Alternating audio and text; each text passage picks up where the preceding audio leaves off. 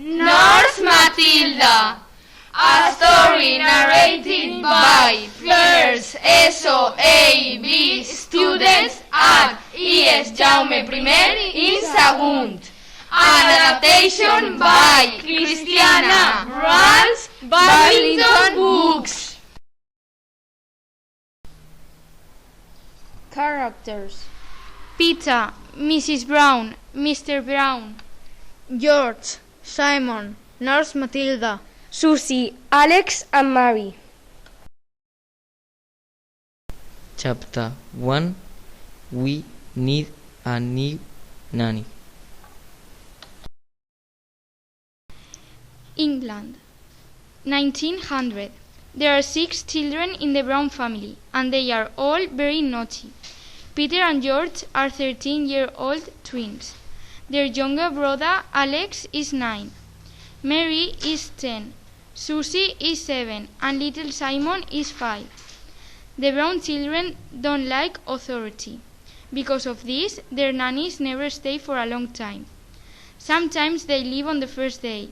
Some nannies cry, some shout, others disappear without a word. Today, the new nanny, Miss Hopkins, said to Mr. and Mrs. Brown, "I'm sorry, but I can't stay another minute. The children are very naughty, and it's impossible to control them." Mr. Brown is surprised. "Naughty," he says, "our angels? Are you sure?"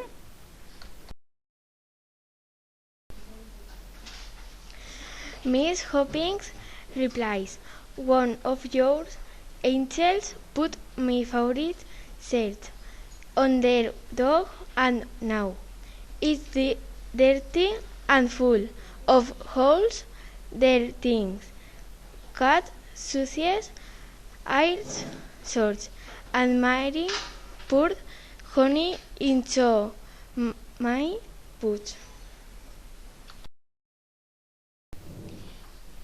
The poor nanny takes her foot from her boots. "Look," she says, "there's honey on my foot."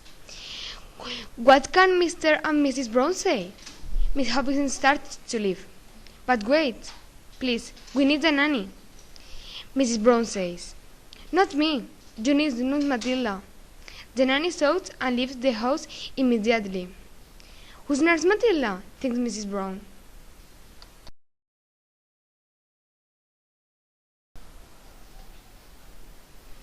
The next day, Mr. and Mrs. Brown go to a new agency to get another nanny.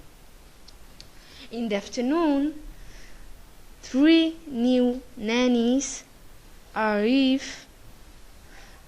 Mrs. Brown opens the door and says, "Hello," but the nannies aren't looking at her. They looking at the bedroom windows in horror. Then all 3 nannies run to the street and leave Mrs. Brown is very confused. The nannies behave very strangely. Why, she thinks. Then she looks up at the bedroom windows and sees her children upstairs. They making terrible faces. They have got paint all over them, and they look like crazy people. "Oh, now I understand the nannies," thinks Mrs. Brown. "Why are our children naughty?"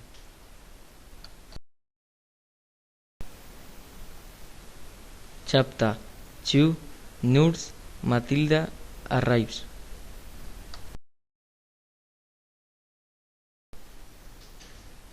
The next day, Mr. and Mrs. Brown go to the agency again. "Good morning," they say. "Please help us. We need another nanny." "I'm sorry," the lady tells them, "but we haven't got any more nannies for you. You need Nurse Matilda." "Nurse Matilda," says Mrs. Brown. We don't need a nurse. My children are very healthy, thank you. We just need a nanny. I'm sorry, the lady says. We cannot help your children anymore. Mr. and Mrs. Brown go to another agency and another, but all the agencies know about the Brown children, and their answer is the same. Mr. and Mrs. Brown are worried. Who can take care of their children? They go home and are surprised to see a strange woman at their door.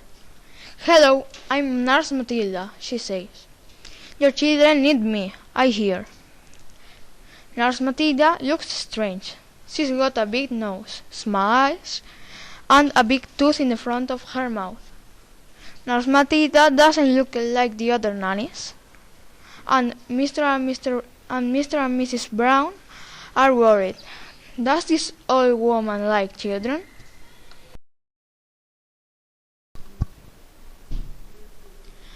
"I'm not sure we need a nanny right now," says Mrs. Brown. "Oh yes, you do," says Nurse Matilda, and opens the door of the house. She goes in, and Mr. and Mrs. Brown follow her, quite surprised. "I know about your children," says Nurse Matilda. "They are all extremely naughty, and because of that, they need me."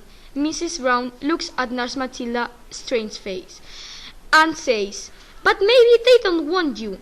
Nurse Matilda says, "At first, children don't want me, but they need me, and I stay. Later, they don't need me, but they want me. But then, I must leave. It's very sad." Mrs. Brown sees little tears in Nurse Matilda's eyes.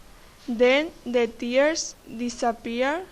"Now let's not waste any time," says Nurse Matilda. She goes upstairs and into the playroom. Chapter 3. A terrible scene.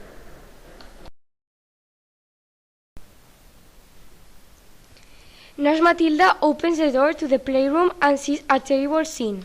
Susie is cutting off her doll's head, and Mary is putting glue in Susie's hair.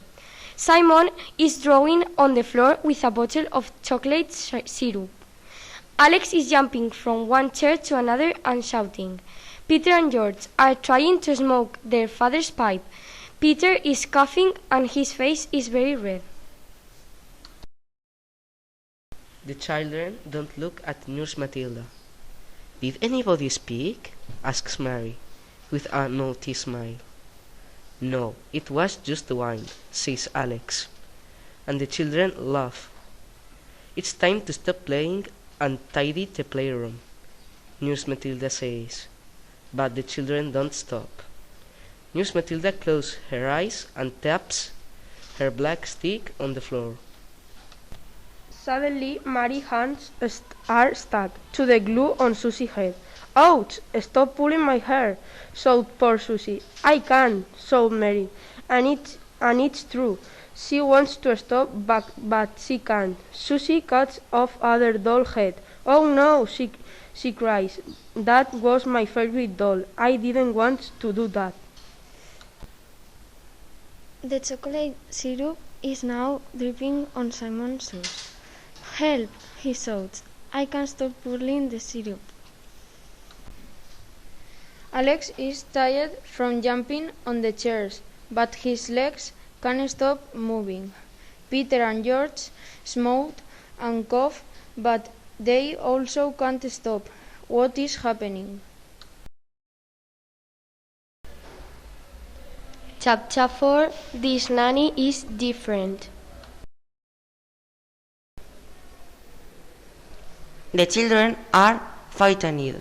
"Why can't we stop?" Simon cries and pours more syrup. "You must say please," says Nurse Matilda. "That's polite." "Please," says Susie. "That's stop." Suddenly, her right hand takes another doll and her left hand starts to cut off its head. Susie shouts in horror, "Please please, and her stop cutting immediately. The others are very surprised, please, they say, and of their activity stop.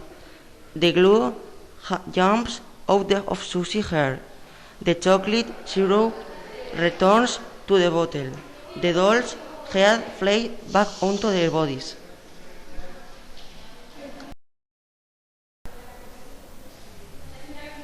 The playroom is clean, tidy, and for the first time, very quiet. The children look at Nurse Matilda. Who is the woman? They think.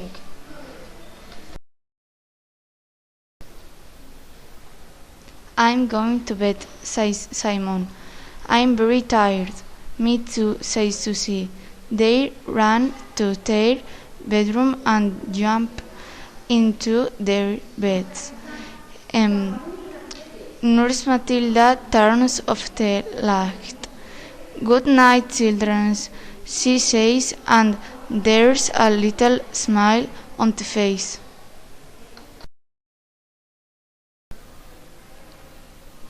Nurse Matilda leaves the room and goes downstairs. The other children are surprised. How did she do that? George asks. It usually takes hours for the nannies to put Simon and Susie to bed.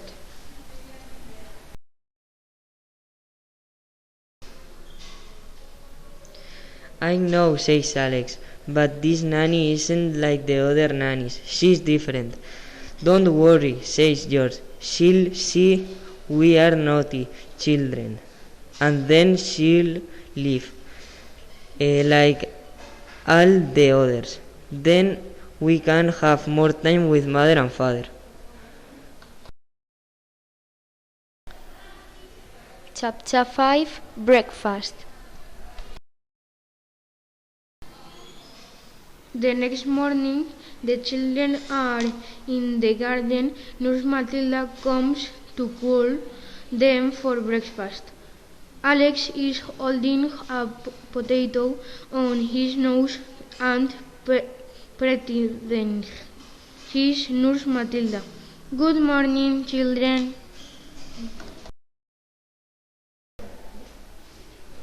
Peter and George are pulling out carrots in the garden and playing football with them. Mary and Susie are throwing mud balls at each other. Simon puts Nurse Matilda's hat on the dog's head. Nurse Matilda says, "Children, please stop that and come for breakfast." At first the children don't stop, but then they remember last night. What happens if we can stop? They think. So they stop their activities and go outside for breakfast.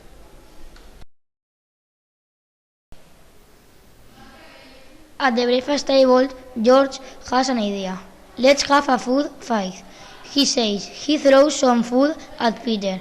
Peter throws it at Susie. Soon, all the children are throwing food. Please stop doing that, says the kitchen maid. But the children don't listen. Nurse Matilda closes her eyes and taps her sticks. Suddenly, food begins to fly from the table onto the children. It's on faces, hair and clothes.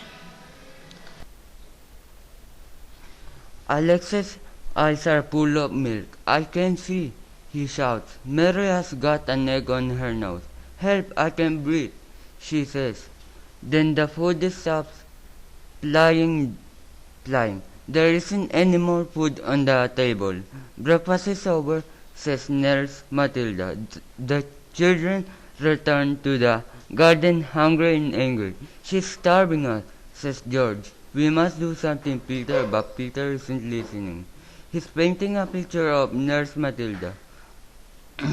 Great, that will be very useful, says George. Let's take it to the garden shed.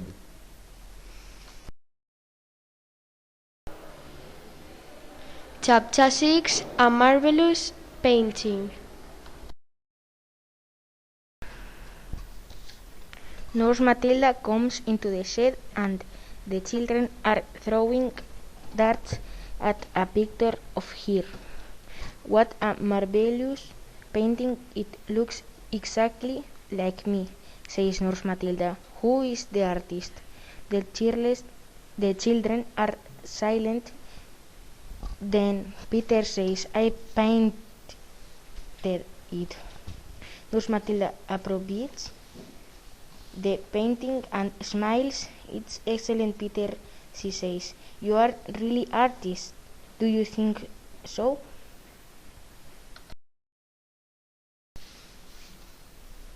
Oh, yes, you're very talented, replies Nurse Matilda. Did you show this painting to your parents?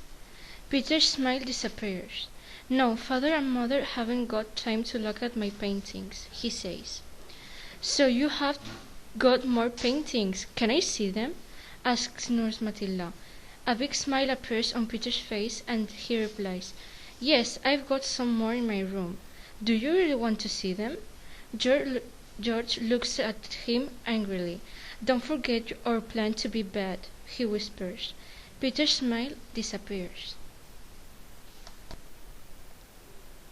Forget it, he tells Nurse Matilda. My paintings aren't very good. The children continue playing, but Peter isn't enjoying the game now. He likes Nurse Matilda and doesn't want to be bad.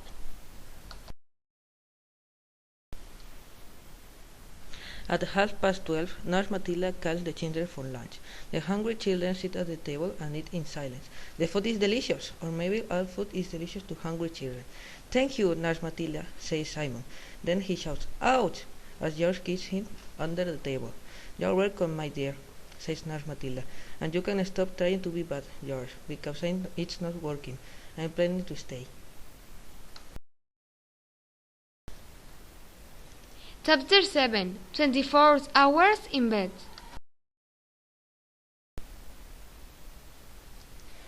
The next morning, Nurse Matilda wakes the children. Good morning, she says.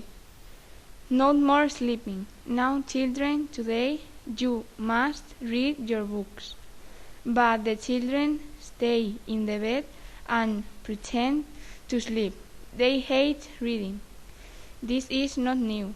In the past, the other nannies begged the children, Please get up, children, it's late.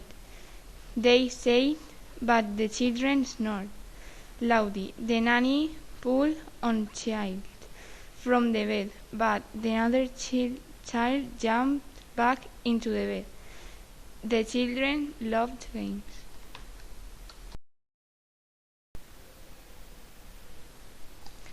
One time the children used glue to steal the blankets to the bed. The angry nanny pulled the blankets, but they didn't move. But don't forget, Nurse Matilda is not like the other nannies. Now she stands near the door. Children, please get up now, she says. The children close their eyes and snore very loudly. We're very ill, and we must stay in bed. George says to Nurse Matilda, I think it's the measles. Oh, there, says Nurse Matilda. Look at your face. Suddenly, little red spots appear all over the children's faces. Nurse Matilda takes some bottles of medicine out of her pocket. 3 teaspoons for each of you, every hour.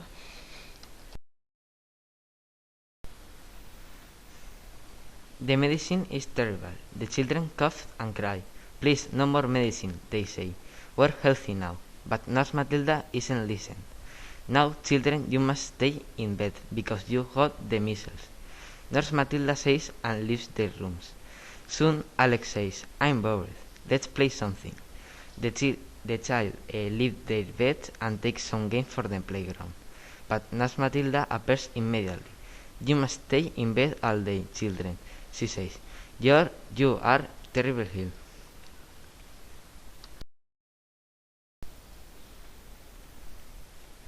"24 hours is a very long time. The children can't play or leave their beds. They feel very hot and that the bracelets and the spots on their face are really uncomfortable. Every time I open my mouth, Nurse Matilda appears and puts a spoon of medicine in it, George says. In the evening, Susie says to Nurse Matilda, "We feel healthy again. Tomorrow morning, please, can we leave our beds and read our books?" "Yes, of course," says Nurse Matilda. "Tomorrow will be a wonderful day. Good night." The children look at Nurse Matilda and their faces look very nice, almost beautiful. "We don't wanna to be bad again," they think. Chapter 8. A Day in the Forest. The next morning, the children are reading their books after breakfast. Nurse Matilda says, "Good children, now get ready for a lovely walk in the forest." "A walk in the forest?" says George. "That's not fun." "I hate walking," says Mary, "and the forest is far from here." The children protest, but they follow Nurse Matilda down a path and finally into the forest. "Let's stay here and climb these trees," Peter suggests. "We don't want to walk any more." "No, let's continue," says Nurse Matilda. "I've got a surprise for you." An hour passes, and then Nurse Matilda begins to walk up a hill. Simon is tired. "That's it," he says. "I'm not walking anymore." Suddenly, the children see a beautiful table with some biscuits and a cake.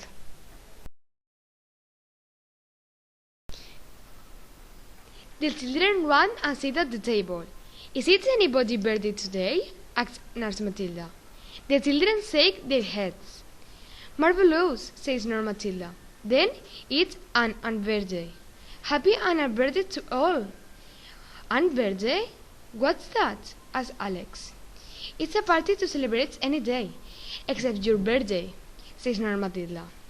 "It's from the book Alice in Wonderland." Nurse Matilda reads from the book and gives them all costumes to wear to perform a play. Susie is Alice. Alex is Mad Hatter. Simon is the mouse and Mary is the rabbit. Only the twins don't participate.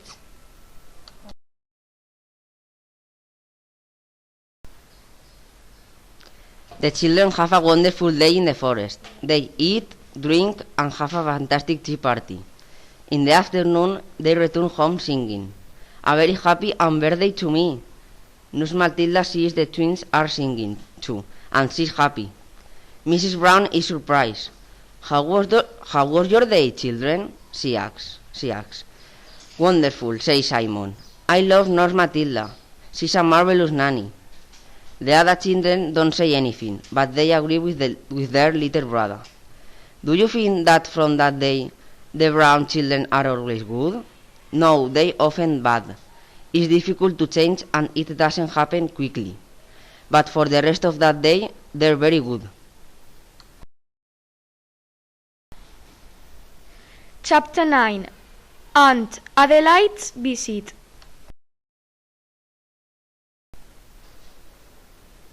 The Brown family have got an aunt called Adelaide Stitch. Aunt Adelaide is very rich and very old. She wears very thick glasses because she can't see well anymore. Mr. and Mrs. Brown always try to please her because she's planning to leave them all her berry in the future. She's our family, Mrs. Brown says. Yes, and family is very important, Mr. Brown always says. Today, they read a letter from Aunt Adelaide. She is planning to visit the family. Children, you must wear your best clothes tomorrow. Mrs. Brown says. And you must be good? Aunt Adelaide is coming to visit you us? The children hate wearing their best clothes. I have an idea, says Mary, with naughty smile. Let me show you my best clothes.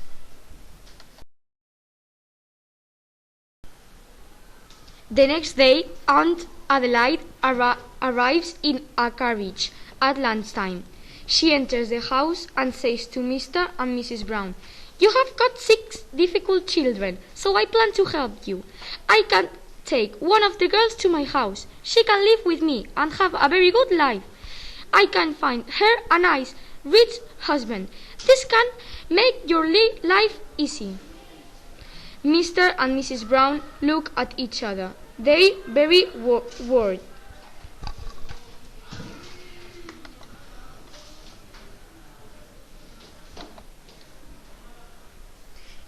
It's true, they have got 6 children, but they love them all.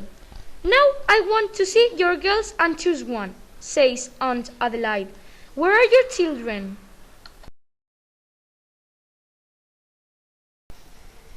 Chapter 10. Which girl? Suddenly there's a noise in the garden. Mr. and Mrs. Brown looks through the window and see a terrible scene. The children look like a tribe of Indians. They start to dance around and sing. Aunt Adelaide looks at them and a big smile appears on her face. "Oh, the children are adorable," she says, and enters the garden. "I like the tall girl," she says, and points to Peter. Suddenly, Peter starts to shout loudly. Aunt Adelaide jumps and says, "Oh dear, she's got a very deep voice. She's not very feminine." Aunt Adelaide looks at the other children and sees Mary. That girl with a long hair sings and dances nicely, Aunt Adelaide says, and her claps her hands happily. She's got a lot of spirit, and a pretty face too. Mr. and Mrs. Brown look at Mary's face. It's got brown paint with black and red stripes on her cheeks. "We need her youth, happiness at Stitch Mansion," Aunt Adelaide continues. "Please prepare her things. We're leaving in an hour." "But Aunt Adelaide," Mr. Brown says. "You can't do this," cries Mrs. Brown. "No arguments," shouts Aunt Adelaide. "She must be in my carriage in an hour. If not, I can change my will and leave my money to the other people." Chapter 11. Nurse Matilda's Plan. Aunt Adelaide is tired and has a short sleep on the sofa. The Brown family and Nurse Matilda have an emergency meeting in the kitchen. Evelyn, the kitchen maid, is there too. She's cleaning the floor. Mary is terrified. "I don't want to go with Aunt Adelaide," she cries. "Don't let her take me." "But your aunt can give you a wonderful life," said Mr. Brown. Don't you want elegant clothes, good food, and a rich husband one day?" "No," Mary shouts. "I want to stay home with you." "Don't worry, dear," says Miss Brown. "You're not going with Aunt Adelaide." "But what happened with Aunt Adelaide will?" asks George. The Brown all start to talk at the same time. "Be quiet," says Nurse Matilda. "Listen carefully. I got a plan."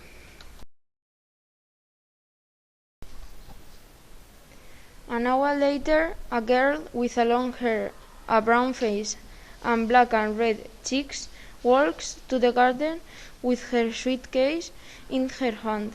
"Hello, my lovely girl," says Aunt Adelaide. "I see you got your suitcase and you're ready to go. Are you excited about your new life?" Evelyn, the kitchen maid, nods happily. She can't believe her good luck. Evelyn looks at the Browns and says goodbye. Thank you very much for this opportunity to improve my life. Aunt Adelaide and Evelyn enter the carriage and wave goodbye to the Browns. Goodbye, my dears. You're all in my heart, and in my will, of course. Aunt Adelaide says the carriage leaves, and everybody he is happy, especially Mary and Evelyn. Chapter 12. Time to leave. The next morning, Mrs. Brown has a visitor, Mrs. Blackstone. The children are sitting quietly eating their breakfast. "Oh, what lovely children," says Mrs. Blackstone, "and they're very good." Mrs. Brown is happy. She never really believed her children were naughty. "My children are terrible," Mrs. Blackstone says. "They never eat nicely like your children." "You need Nurse Matilda," Mrs. Brown says. "But you can't have her. She's our nanny," say the children. Nurse Matilda smiles, but tears roll down her cheeks. I explained this to you on the first day," she says to Mrs. Brown. "First, the children don't want me, but they need me. Later, they want me, but don't need me. Then it's time to leave."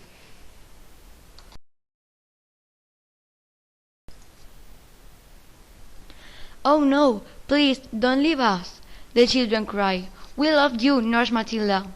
"And I love you all very much," Nurse Matilda says.